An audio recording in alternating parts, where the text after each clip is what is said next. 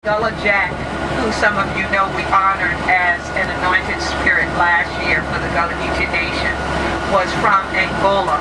And he was a man that first was kidnapped and then brought in from there to this plantation. Well, during a time of upheaval in the 1700s, he escaped and left from this plantation, in the 1800s, I'm sorry. And then later, we find Gullah Jack Pritchard in Charleston, South Carolina. He became the right-hand man and lieutenant to Denmark Vesey or Denmark Vesey. People pronounce the last name different ways. Who was there in Charleston and who planned some write it as an uprising, others write it as a revolt in 1822. Well, one of the things that Gullah Jack did was he was also a healer.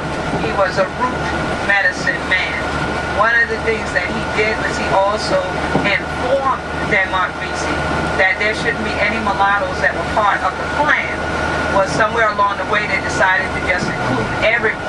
And it turned out that it was one of the mulattoes that was into the meeting that told on them that they were planning to take over the entire city of Charleston. And when we talk about taking over the city of Charleston in the 1800s, you have to realize that was a major economic hub for the United States. Charleston was the largest slave auction block in America. The entire city had auctions in the outdoors. When you go there today, there's the Old Slave Mart Museum on Chalmers Street.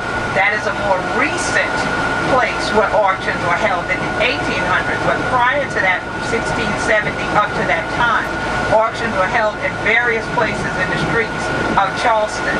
So where you see cobblestone there, trust me, the blood, sweat, and tears of our ancestors are on those stones, because those stones were used for ballast in the ships, for balancing them out.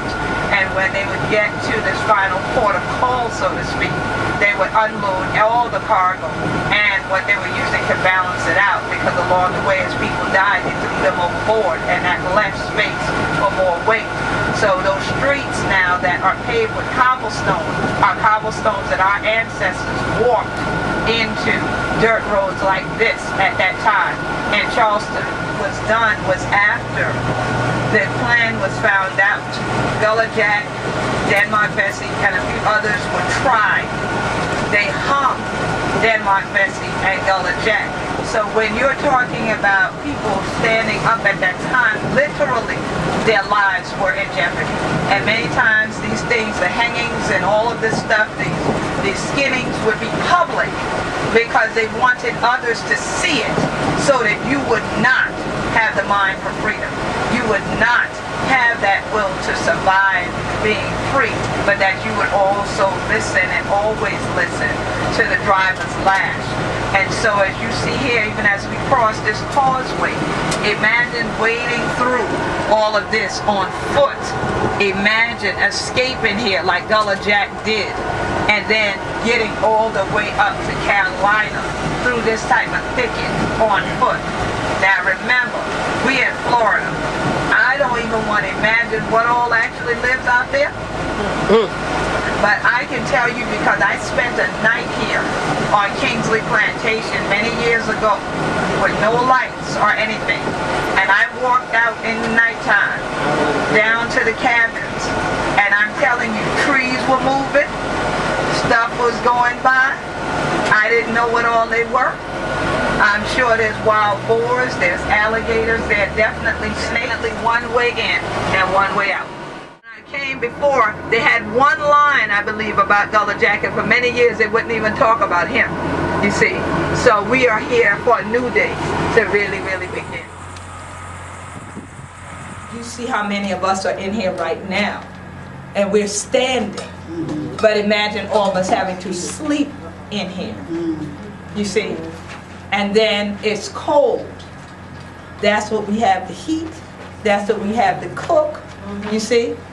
So imagine this situation for our ancestors. When we talk about coming to plantations today, what a lot of people think about is a la Gone with the Wind, all right? They don't come and physically see what stands as a testimony to why our ancestors were kidnapped in the first place. Right. They were not just kidnapped to work in the field. They had architectural skills where they were. Kemet, that we've been taught to call Egypt, is the most prime example I can give you right now. Because as a mathematician and computer scientist, I know engineers who still do not have a clue on how could you build a pyramid. But in Las Vegas, they got the Luxor. That's a whole nother story.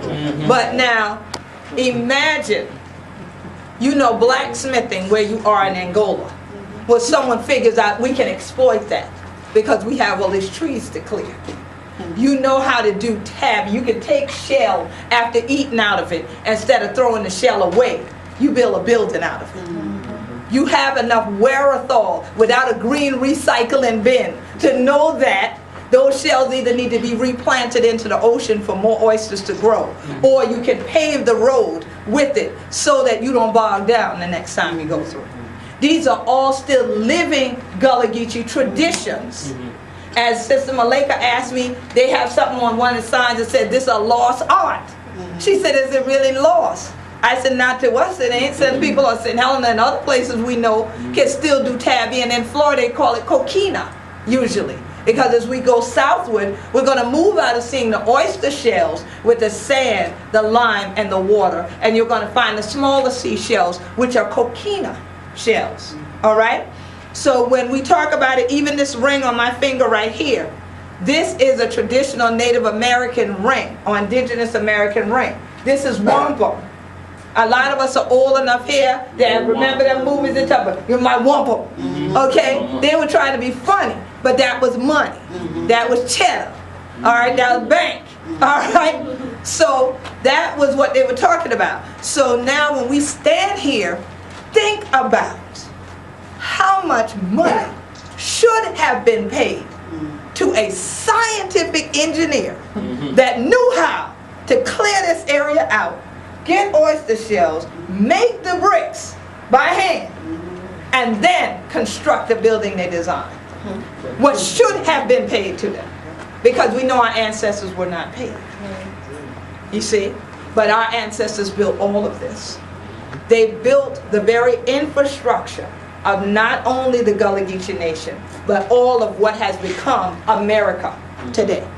Because we were the black gold of black cargo. Amen. We were sold in one direction. And then our knowledge was exploited. Right. So that the items we now created and harvested were now sold going in the other direction. Ships that were built even in Liverpool, England, were many times built by African hands that were now then taken from there to the coastal regions of West Africa. And now the so-called black cargo of black gold was put on board. Trust me, no one calls you gold unless they know you're rich.